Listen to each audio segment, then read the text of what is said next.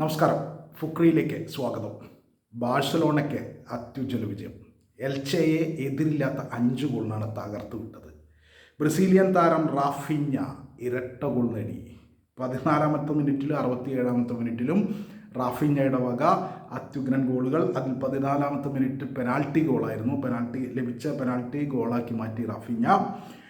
പിന്നീട് അഡയേമി 45 മിനിറ്റ് കഴിഞ്ഞ് ആദ്യ പകുതി കഴിഞ്ഞ് ആദ്യ പകുതിയുടെ ഇഞ്ചുറി ടൈമിൻ്റെ 3-ാമത്തെ മിനിറ്റിൽ ഗോളടിച്ചു.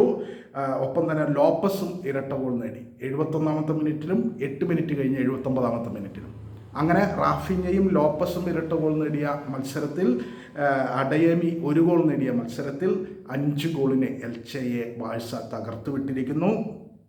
കളിയിൽ ബാഴ്സലോണ മാത്രമേ ഉണ്ടായിരുന്നുള്ളൂ.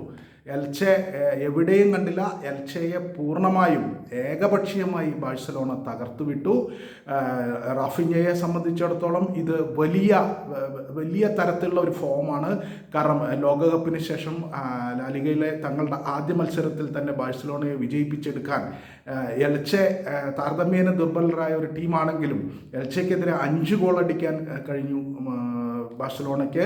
അതിൽ റാഫിഞ്ഞ ഇരട്ട ഗോൾ നേടി, ലോപ്പസ് ഇരട്ട ഗോൾ നേടി എന്നത് ചെറിയ കാര്യമല്ല. ഒപ്പം തന്നെ റാഫിഞ്ഞ ഒരു അസിസ്റ്റും നടത്തിയിട്ടുണ്ട്.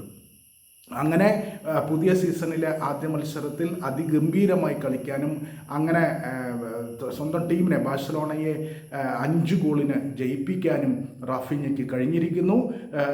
അത്യുജ്വലമായ മത്സരത്തിൽ, ഏകപക്ഷീയമായ മത്സരത്തിൽ, എൽച്ചെ ദൃശ്യത്തിലേ ഉണ്ടായിരുന്നില്ലാത്ത മത്സരത്തിൽ ബാഴ്സലോണ തകർപ്പൻ കളി പുറത്തെടുത്ത് അത്യുജ്വലമായ വലിയ സ്കോറിൽ, വലിയ മാർജിനിൽ ജയിച്ചിരിക്കുന്നു.